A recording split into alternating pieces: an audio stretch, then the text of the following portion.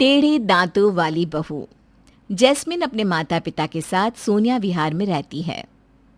देखने में वो किसी परी से कम नहीं है। जैस्मिन को देखते ही हर इंसान उस पर लट्टू हो जाता, लेकिन जब वो अपना मुंह खोलती तो हर कोई उसके टेढ़े मेढ़े दांतों के कारण उसका मजाक बनाने लगता। माँ, अब से मैं कॉलेज नहीं जाऊंगी, वहाँ सब मेरे दांतों का मजाक उड़ाते हैं। कॉलेज तो जाना ही पड़ेगा ना बेटा, अब अपने दांतों के कारण तू घर तो नहीं बैठ सकती। माँ, मेरे दांत आप लोगों की तरह क्यों नहीं है? बेटा तू ना अपने दांतों को लेकर इतना परेशान मत हो। जो तेरा मजाक उड़ाते हैं ना, तू बस उन्हें इग्नोर कर। कब तक इग्नोर करूँ माँ? अरे बेटा, ये सब बातें सोचकर अपना दिल छोटा मत कर।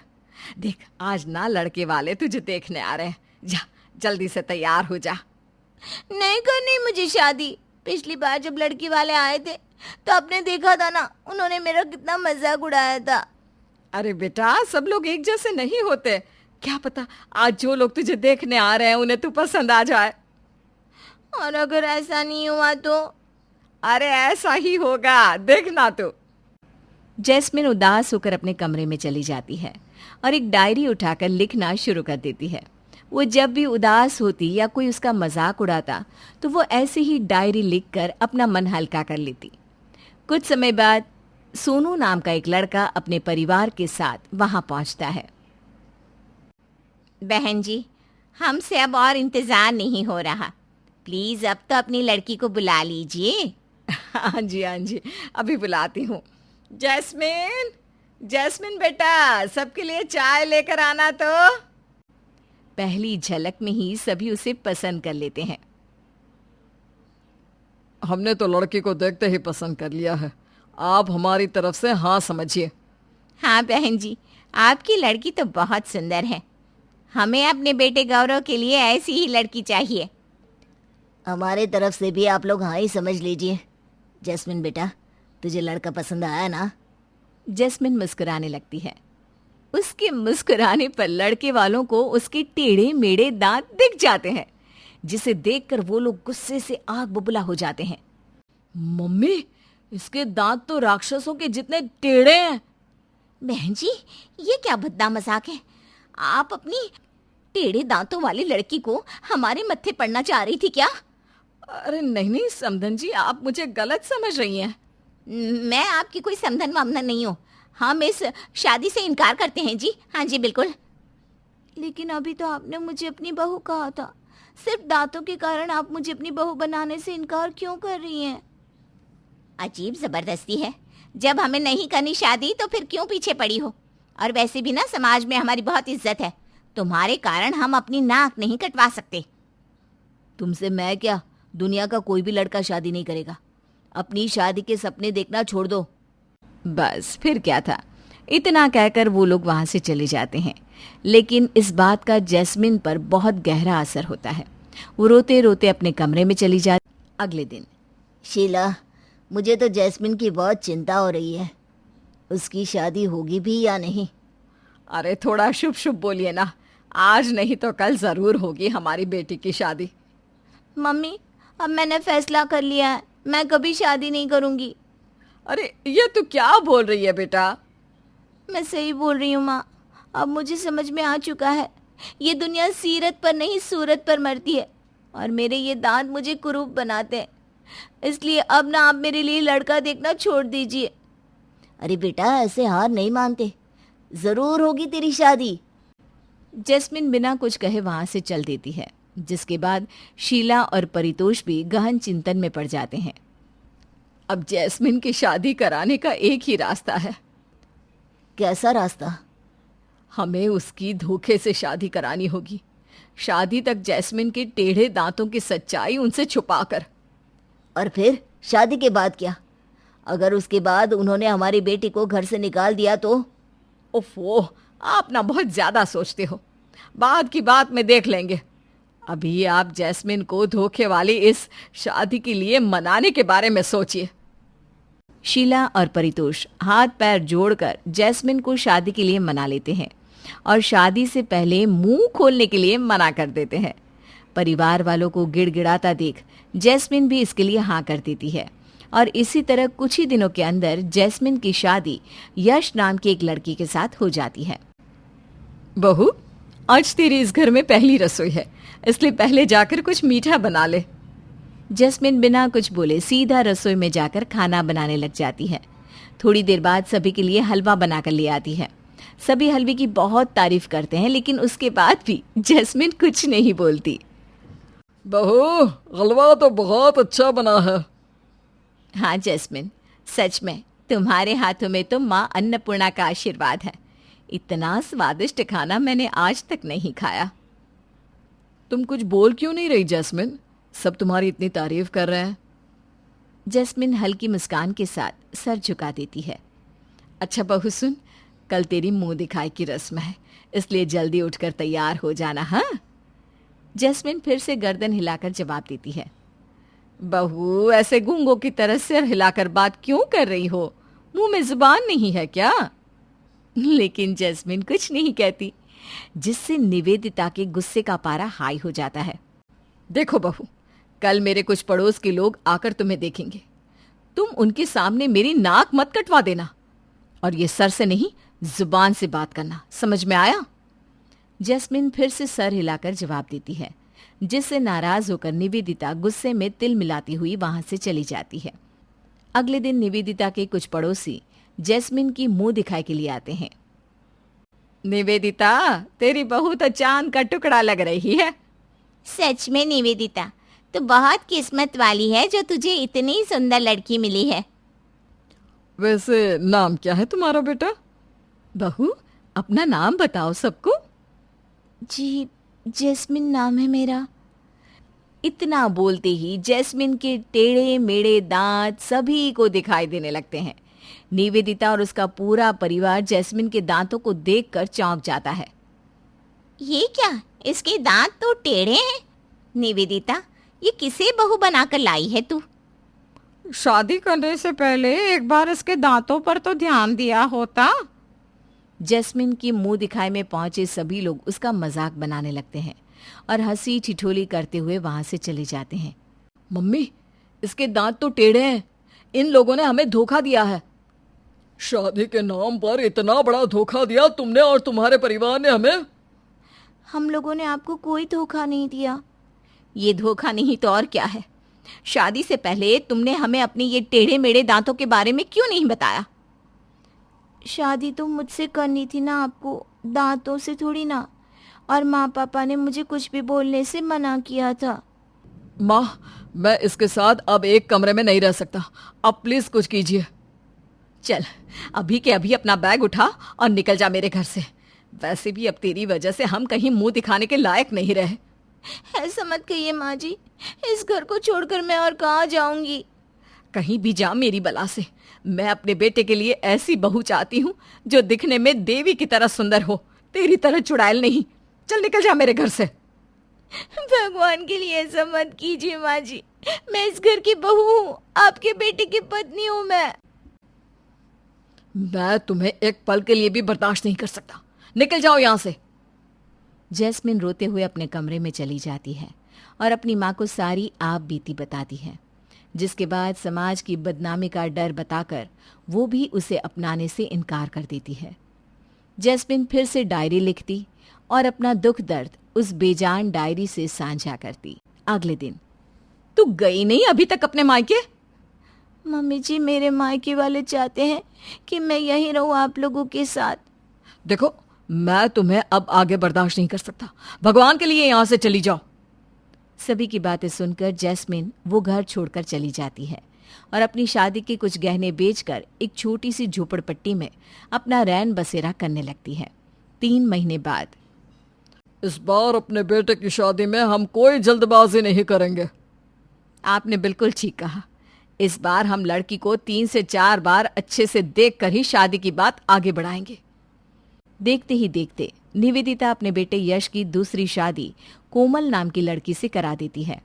शादी के कुछ दिनों बाद ही यश बीवी की उंगलियों पर नाचना शुरू कर देता है और अपने माता पिता को ओल्ड एज होम भेज देता है।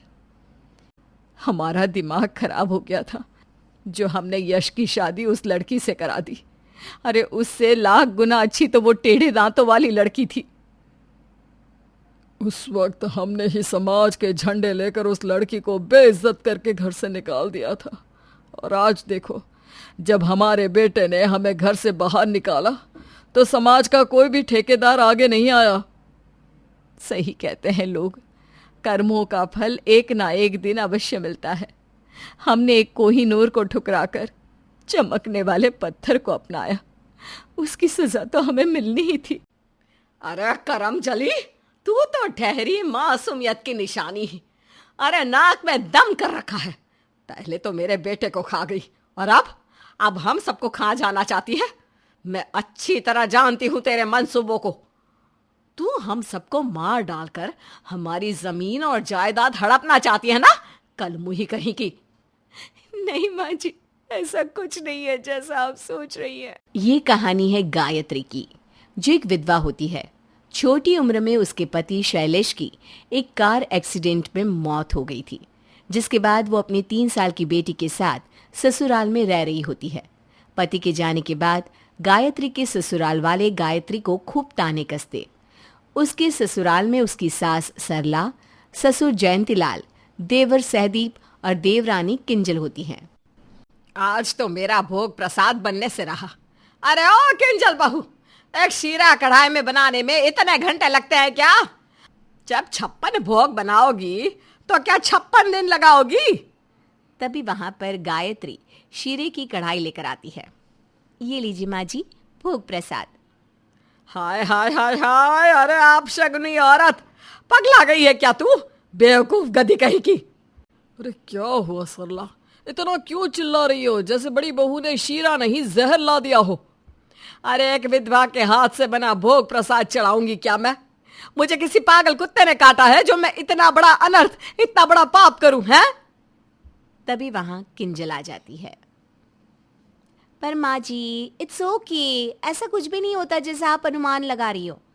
अब जेठ जी की जाने की वजह जेठानी जी थोड़ी ना है, और इन्हें इतनी बुरी तरह क्यों जीना पड़े, इतने दायरों में क्यों कैद रहना पड़े, तिल तिल करके क्यों जीना पड़े। किंजल बहू, तू अपनी चिकनी चुपड़ी बातें अपने पास ही रख।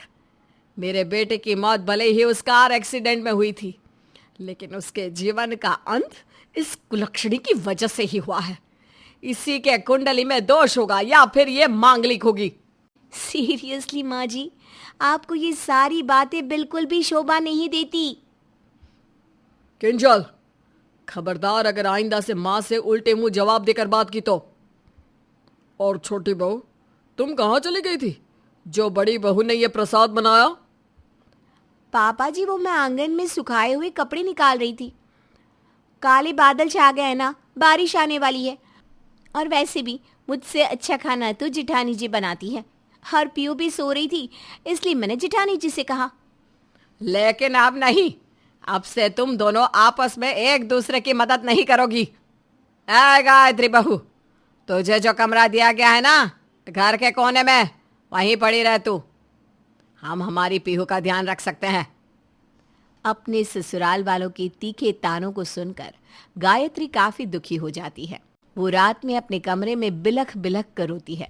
तभी किंजल वहां से गुजर रही होती है और अपनी जेठानी को रोता देख वो वहां उसके पास चली जाती है। जिठानी जी, आप रो क्यों रही है? शांत हो जाइए बस। हाँ, ये लीजिए पानी, बिल्कुल रोना नहीं।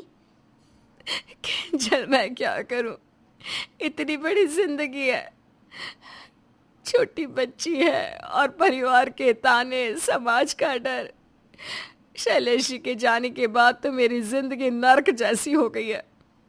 क्यों पति के मरने के बाद सिर्फ एक औरत को ही सब सहना पड़ता है? पत्नी की मौत के बाद आदमी को तो कुछ नहीं कोई बोलता। वो तो सीना तान कर समाज में घूम सकता है, रंग बिरंगी कपड़े पहन सकता है, लेकिन एक औरत, उसे ना ही अपनी जिंदगी में रंगों को भरने की इजाजत होती है और ना ही श्रृंगार करने की। ये कैसी रीत है, ये कैसा समाज है किंजल? आप मेरी बड़ी बहन समान हो जिठानी जी, और मैं आपके दर्द को बखूबी समझ सकती हूँ। लेकिन अब इस समाज के उसूल ही ऐसे हैं कि हम बेचारी औरतों को इसके अदृश्य पिंजरे में कैद होना ही पड़ता है। आप चाहे तो उड़ान ले सकती हो, लेकिन रिश्तों की बेड़ियां आपको उड़ान लेने से रोक रही हैं।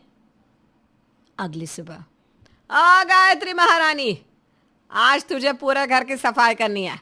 कल मेरी सहेलियां आ रही हैं और तुझे आंगन में मसाले भी पीसते होंगे, और वो भी अच्छे से। और कल का सारा खाना भी बनाना होगा, वो भी शाही पकवान, जिसमें तरह तरह के तले भुने लजीज पकवान होंगे। समझ गई ना तू? जी माँ जी। बेचारी गायत्री पूरे घर की साफ सफाई करती है, सिलबट्टे पे मसाले भी पीसती है, जिससे उसके हाथों में काफी जलन होती है और उसके हाथ पूरी तरह लाल हो जाते हैं और छाले पड़ जाते हैं।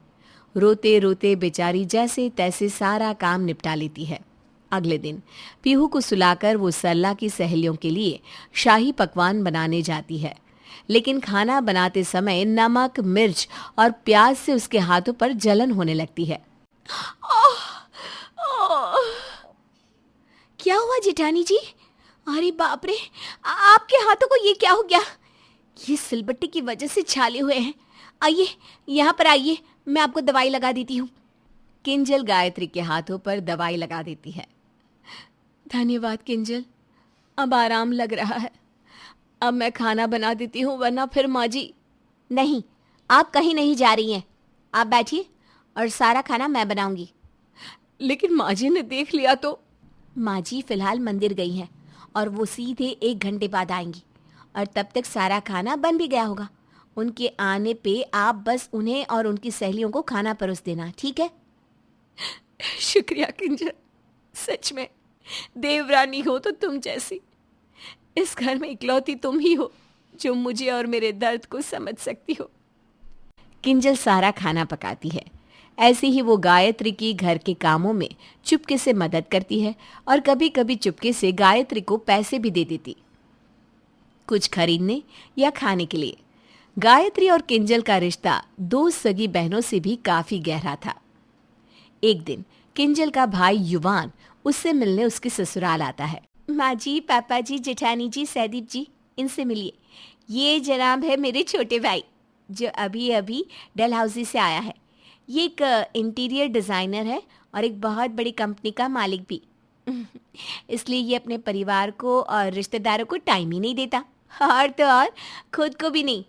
इसलिए अब तक शादी नहीं की इसने, और ना ही मेरी शादी में आया। सीधा आज इतने टाइम बाद दर्शन दे रहे हैं भाई साहब। ओ कम ऑन दीदी, शादी तो मेरी आप ही करोगी। मेरे लिए कोई सुंदर सी प्यारी सी लड़की ढूंढ दो ना।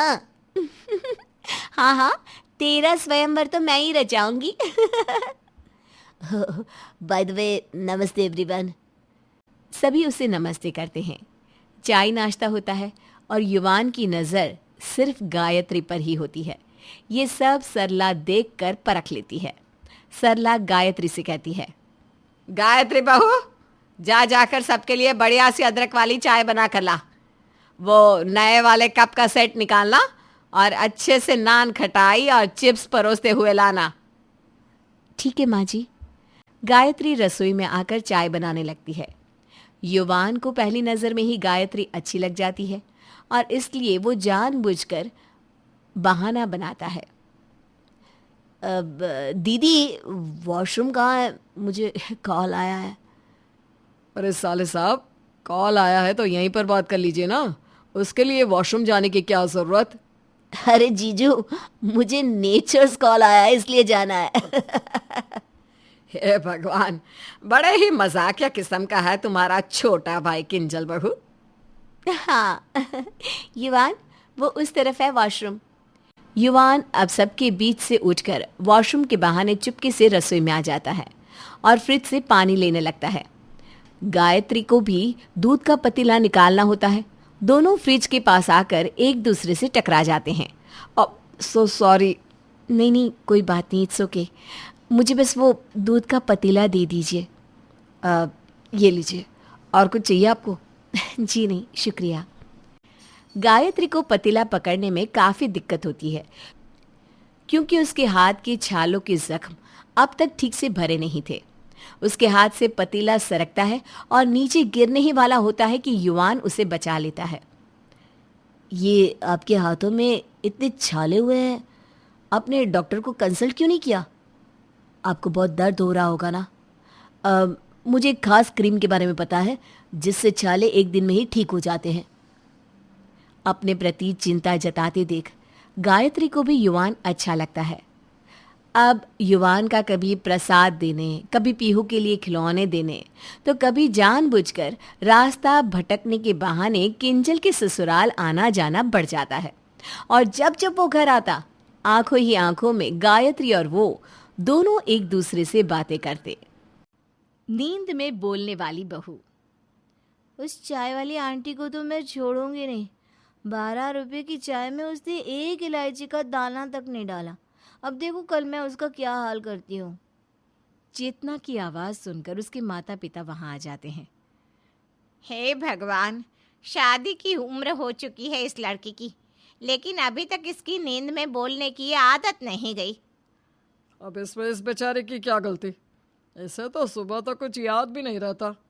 यही तो दिक्कत है। कल को इसे पराए घर जाना है, वहाँ पर भी अगर इसने ऐसे ही नींद में अपनी सास की बुराई शुरू कर दी तब क्या होगा? खुद तो भूल जाएगी, लेकिन वो लोग तो नहीं भूलेंगे ना। अरे तो इसमें गलत क्या है? वैसे भी हमारी बेटी नींद में सच ही तो बोलती है। आप अभी ना ये सब हल्के में ले रहे हैं। कल जब इसके ससुराल वाले इसे नींद में बोलने की वजह से घर से निकाल देंगे ना, तब बैठकर पछताते रहना। अब हम इसमें कर भी क्या सकते हैं? सभी डॉक्टर्स ने तो अपने हाथ खड़े कर दिए। ऐसे ही दिन गुजरते जाते हैं। चेतना के माता पिता उसकी नींद में बोलने की बीमारी से परेशान रहते हैं। तभी एक दिन चेतना को देखने अनमोल नाम का एक लड़का अपने माता पिता के साथ आता है। बहन जी, हमें तो आपकी लड़की बहुत पसंद है। हमने तो अभी से इसे अपनी बहू मान लिया है। हाँ जी, अब बस आप ये बताइए कि शादी कब करनी है? हम तो इसे बहू बनाकर ले जाने के लिए बेचैन हुए जा रहे हैं। हमें भी आपका लड़का बहुत पसंद है। अब जब आप कहो हम इनकी शादी करवा देंगे। अगर आप लोगों को ऐतराज ना हो तो 1 हफ्ते बाद ही शादी का शुभ योग है। क्यों ना हम तभी इन दोनों की शादी करा दें? हाँ, क्यों नहीं, हमें इसमें कोई ऐतराज नहीं है। देखते ही देखते चेतना और अनमोल की शादी हो जाती है। अपनी नींद में बोलने वाली बीमारी से अनजान चेतना शादी से बेहद खुश होती है। ससुराल में पहले दिन ही वो अपने व्यवहार से सबका दिल जीत लेती है। शादी के पहले दिन। बहू, तेरे मायके वालों ने तुझे क्या क्या सामान दिया है, बताना तो। मम्मी पापा ने मुझे 2-4 साड़ियाँ और कुछ गहने दिए हैं। बहू, एक काम कर, वो सब ना तू मुझे दे दे। वो क्या है ना, मैं उन्हें अपनी तिजोरी में रख दूंगी। तुझसे कहीं इधर उधर हो गए तो। चेतना अपनी सास के इरादों को समझ जाती है, लेकिन वो कुछ ना बोलकर गहने देना ही उचित समझती है। ये लीजिए मम्मी जी, मायके से मुझे यही सब मिला है। अच्छा किया बहू जो तूने मुझे ये सब सौंप दिया। अब सुन, ये सब तू अपने मायके वालों को मत बताना। घर की बात तो घर में ही रहनी चाहिए ना। जी मम्मी जी, आप चिंता मत कीजिए, मैं उन्हें कुछ नहीं बताऊंगी। चल, अब तू अपने कमरे में जाकर सो। हाँ बेटा। सास की बात मानकर बबीता अपने कमरे में चली जाती है। रात में अनमोल और चेतना साथ में ही सोए होते हैं। इतने में चेतना फिर से नींद में बोलना शुरू कर देती है, और इस बार वो किसी और की नहीं बल्कि अपनी सास की ही बुराइयां शुरू कर देती है। मेरी लालची सास ने मेरे सारे गहने ले लिए। माँ पापा ने कितने प्यार से मुझे वो सब दिया था। मेरी सास इतनी लालची होगी, इसका तो मुझे अंदाजा ही नहीं था। चेतना की आवाज़ सुनकर अनमोल की नींद खुल जाती है। वो बिस्तर से उठकर चेतना की तरफ देखता है। ये चेतना नींद में क्या बोले जा रही है? मेरे मायके से इतना दहेज मिलने के बाद भी उस खुसड़ बुढ़िया का पेट नहीं भरा। मेरी साड़ियाँ, मेरे गहने सब उस चुड़ैल बुढ़िया ने हड़प लिए। अनमोल ये सब सुनकर हक्का बक्का रह जाता है। वो चेतना को जोर जोर से आवाज देकर हिलाने लगता है। चेतना उठो, क्या बड़बड़ाए जा रही हो? उठो चेतना। अनमोल चेतना को उठाने की भरपूर कोशिश करता है, लेकिन उठना तो दूर, चेतना टस से मस तक नहीं होती। अंत में थक हार कर वो अपने दोनों कानों में रुई डालकर सो जाता है और अपनी नींद में बोलने की आदत से अनजान चेतना बेफिक्र होकर पूरी रात भर बोलती रहती है। अगले दिन सुबह, मम्मी जी, आज मेरी पहली रसोई है, खाने में क्या बनाऊं? अरे जो तेरा मन हो कुछ भी बना दे अच्छा सा। वैसे अनमोल कहाँ है, उठा नहीं अभी तक? नहीं मम्मी जी, वो तो ऐसे घोड़े बेचकर सो रहे हैं जैसे रात भर सोए ही ना हो। इतना कहकर चेतना रसोई में खाना बनाने के लिए चली जाती है। थोड़ी देर में अनमोल भी उठकर बाहर आ जाता है। अरे क्या हुआ अनमोल, इतनी देर तक तो तू कभी सोया नहीं, फिर आज कैसे इतनी देर तक सोता रह गया? अब क्या बताऊं माँ, पूरी रात चेतना ने सोने ही नहीं दिया। वो रात भर। इससे आगे कि अनमोल कुछ कहता, उससे पहले ही दुष्यंत बोल उठता है। ये सब बातें कौन बताता है नालायक? अरे पापा, पहले मेरी पूरी बात तो सुन लो। आप जिसे अपनी बहू बनाकर घर लाए हो ना, वो कल पूरी रात नींद में आप लोगों को गालियां दे रही थी। गालियां? लेकिन क्यों? अरे वो सब तो आप माँ से ही पूछो। इन्होंने बेचारी के सारे गहने जो ले लिए थे, तो नींद में वो गाली ही देगी ना इन्हें। अब काम भी तो ऐसा ही किया है इन्होंने। हाँ? अरे तो मैंने कौन सा बहू से जबरदस्ती गहने मांगे थे? अरे वो तो मैंने सोचा कि जब मैं अपने गहने तिजोरी में संभाल रही हूँ तो बहू से भी पूछ लेती हूँ। बबीता की बात अभी पूरी ही हुई थी कि तभी वहां चेतना सभी के लिए खीर लेकर आ जाती है। ये लीजिए मम्मी जी, मैंने आप सबके लिए खीर बनाई है। वाह चेतना, ये सही है, कभी शोला तो कभी शबनम। क्या मतलब? मतलब ये कि कल रात भर तो तुम मम्मी को गालियां दे रही थी, कोस रही थी, और अब ऐसे खीर खिला रही हो जैसा तुम इनसे कितना प्यार करती होगी। ये आप क्या कह रहे हैं? मुझे कुछ समझ में नहीं आ रहा। मेरा बेटा बोल रहा है कि कल पूरी रात तुम मुझे गालियां दे रही थी। क्या ये सच है बहू? मम्मी जी, भला मैं आपको गालियाँ क्यों दूंगी? ऐसा तो मैं सपने में भी नहीं सोच सकती। सपने में ही कल तुम पूरी रात माँ को गालियां दिए जा रही थी। कभी खुसट तो कभी चुड़ैल बुढ़िया बोल रही थी मेरी माँ को। क्या बहू, तुझे मैं चुड़ैल दिखाई देती हूँ? और किस एंगल से मैं तुझे बुढ़िया दिखाई दे रही हूँ, जरा बताना तो। मम्मी जी, मेरा यकीन कीजिए, मुझे कुछ याद नहीं है। इतने में चेतना रोने लग जाती है। चेतना को रोता देख सभी उसे माफ कर देते हैं और हंसी खुशी बैठकर उसके हाथ की खीर खाने लगते हैं। रात में सबके पति देवता होते हैं, लेकिन मेरा पति देवता नहीं, राक्षस है, राक्षस। मन तो करता है उन्हें कच्चा चबा जाऊं। चेतना की खुसुर पुसुर की आवाज सुनकर अनमोल फिर से उठ जाता है और उसकी बातें सुनकर डर से कांपने लगता है। ये चेतना क्या बोल रही है? अभी मुझे 1 दिन नहीं हुआ यहाँ आए और उस चिरकुट ने मम्मी जी से मेरी चुगली कर दी। ऐसे पति तो भगवान दुश्मन को भी ना दे जैसा मुझे दिया है। मन तो कर रहा था उनकी खीर में चीनी की जगह जहर मिला दूं। चेतना की बातों से अनमोल के पसीने छूटने लगते हैं। उसे कुछ समझ में नहीं आता कि अब वो क्या करे। वो चुपचाप बिस्तर की दूसरी साइड चद्दर से मुंह ढककर सो जाता है। अगले दिन, बहू, ये अनमोल को आजकल क्या हो गया है? सुबह के 10 बज चुके हैं, लेकिन ये लड़का अभी तक उठा नहीं। जरूर मेरे खिलाफ कोई नई कहानी सोच रहे होंगे। आप उनकी टेंशन छोड़ दीजिए पापा जी, मैं आपके लिए गर्मा गर्म चाय बनाकर लाती हूँ। इतना कहकर चेतना रसोई में जा रही होती है कि तभी वहां अनमोल आ जाता है।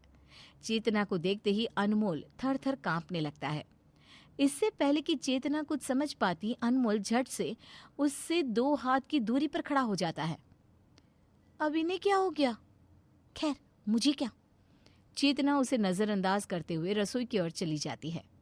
क्यों बे नालायक, शादी क्या हो गई? इस घर का नियम भूल गया क्या? 10 बजे सोकर कौन उठता है? आपको बताकर क्या फायदा है, मेरी बात पर तो आपको यकीन होगा नहीं। दुष्यंत कुछ कहता, इससे पहले ही चेतना सबके लिए चाय बनाकर ले आती है। मुझे नहीं पीनी चाय। वैसे तो रोज सुबह उठकर तू चाय मांगा करता था, फिर अब क्या हो गया तुझे? माँ, मुझे इसके हाथ की चाय नहीं पीनी। क्यों? क्या मैंने इसमें आपके लिए जहर मिलाया है? तुम्हारा भरोसा नहीं है? क्या पता जहर ही मिलाया हो मेरी चाय में। अनमोल की बातों से चेतना को फिर बुरा लग जाता है। वो रोते हुए वहां से चली जाती है। ये क्या है अनमोल? चेतना बीवी है तुम्हारी, वो तुम्हें जहर क्यों देगी भला? अरे पापा, कल वो नींद में यही सब बोल रही थी, उसका क्या भरोसा। कल बोल रही थी, आज सच में जहर दे देती तो। अनमोल की बातें सुनकर बबीता आग बबूला हो जाती है और तुरंत चेतना के मायके वालों को फोन लगा देती है। नमस्कार बहन जी। नमस्कार बबीता जी, सब ठीक है ना? अब हम आपको क्या बताएं, जब से आपकी बेटी इस घर में आई है तब से कभी नींद में मुझे चुड़ैल बोलती है तो कभी बुढ़िया, और हद तो तब हो गई जब आज उसने मेरे बेटे को भला बुरा बोला। आपने अपनी बेटी की नींद में बोलने की बीमारी के बारे में हमें पहले क्यों नहीं बताया? देखिए बहन जी, आप उसकी बातों का प्लीज बुरा मत मानिए। वो नादान है और फिर उसे ना अपनी इस आदत के बारे में पता तक नहीं है। दरअसल दिन भर में उसे जिन बातों का बुरा लगता है ना, वो सिर्फ उन्हीं बातों को सपनों में दोहराती है और फिर सुबह तक तो सब भूल भी जाती है। तो आप ये कहना चाहती हैं कि हम उसे खुश नहीं रखते? नहीं नहीं, मेरे कहने का वो मतलब नहीं था। आप बस उसे एक बार समझने की कोशिश कीजिए। वो कभी किसी को पलटकर जवाब नहीं देती ना, इसलिए जब कोई बात उसके दिल में चुभ जाती है तो वो उसे नींद में बड़बड़ाती रहती है। मीनाक्षी की बातें सुनकर बबीता सोच में पड़ जाती है और फोन रख देती है। कुछ समय बाद घर की नई बहू को देखने पास ही रहने वाले पड़ोस के कुछ लोग आते हैं। बबीता, तेरी बहू तो बहुत सुंदर है, कहाँ से मिली तुझे इतनी सुंदर बहू? अब इसे तो तुम लोग मेरी फूटी किस्मत ही समझ लो कि भगवान ने इसे मेरे पल्ले बांध दिया। क्यों बबीता, तू खुश नहीं है क्या अपनी बहू से? अब खुश रहने के अलावा कोई और ऑप्शन भी है क्या? ये तेरे गले में हार तो बड़ा सुंदर लग रहा है, बहू के मायके वालों ने दिया है क्या? अरे नहीं, ये तो मेरा है। बहू अपने मायके से तो बहुत सस्ती चीजें लाई है, मुझे तो उन्हें पहनने में भी शर्म आ रही है और इसके मायके वालों को देने में भी शर्म नहीं आई। बबीता की ये बातें सुनकर चेतना की आंखें भर आती है। होठों को दबाते हुए वो अपने आंसू रोकने की कोशिश करती है और जब उसमें कामयाब नहीं होती तो भागते हुए अपने रूम में चली जाती है और फूट फूट कर रोने लगती है। माँ, आपको इतना कुछ नहीं बोलना चाहिए था। बेटा, मैं चाहती थी कि वो खड़े होकर बोले, जिससे उसे फिर कभी नींद में बोलने की जरूरत ही ना पड़े, लेकिन सब उल्टा हो गया। रात में दुष्यंत और बबीता भी चेतना और अनमोल के रूम में आ जाते हैं, जहां वो चेतना को नींद में बड़बड़ाते हुए देखते हैं। मम्मी जी, आज आपने बिल्कुल अच्छा नहीं किया। सबके सामने मेरे परिवार वालों का मजाक उड़ाया। मुझे उनकी बातें सुनकर आज बहुत चोट लगी है। देखा माँ, चेतना को कितना बुरा लगा है। मीनाक्षी जी सही बोल रही थी, चेतना कभी बड़ों का अनादर नहीं करती, उन्हें पलटकर जवाब नहीं देती, लेकिन जिन चीजों से उसे ठेस पहुंचती है वो उसे नींद में बोलती है। गलती हमारी है, हम बहू को समझ ना सके। जिसे हम लोग बीमारी का नाम दे रहे थे वो बीमारी नहीं, इसके दिल के आंसू थे। सच में पापा, हमने इसे समझने में बहुत बड़ी गलती कर दी। यहाँ कोई भी अच्छा नहीं है, कोई भी मुझसे प्यार नहीं करता, सब मुझे टोकते हैं। अनमोल जी भी मुझसे दूर भागते हैं। आप कहाँ हो मॉम डैड? मुझे यहाँ से ले जाइए, मुझे नहीं रहना यहाँ। चेतना के दर्द भरी बातें सुनकर सभी की आंखों में आंसू आ जाते हैं। मेरी बहू जैसी भी है, मुझे स्वीकार है। मुझे भी मम्मी, इसने सारा दर्द अपने सीने में छुपा कर रखा, लेकिन किसी से एक शब्द नहीं कहा। इससे अच्छी पत्नी मुझे कोई और मिल ही नहीं सकती। चलो, बहुत रात हो गई है, अब तुम लोग भी सो जाओ और बहू को भी सोने दो। अगले दिन सुबह जब चेतना उठती है तो सब लोग उससे बेहद प्यार से बात करते हैं, उसे अपनापन महसूस कराते हैं और अब तो उसका पति भी उससे दूर नहीं भागता। एक रात में अचानक सबका बदला व्यवहार चेतना को बेहद पसंद आता है। अब वो हंसी खुशी सबके साथ रहती है।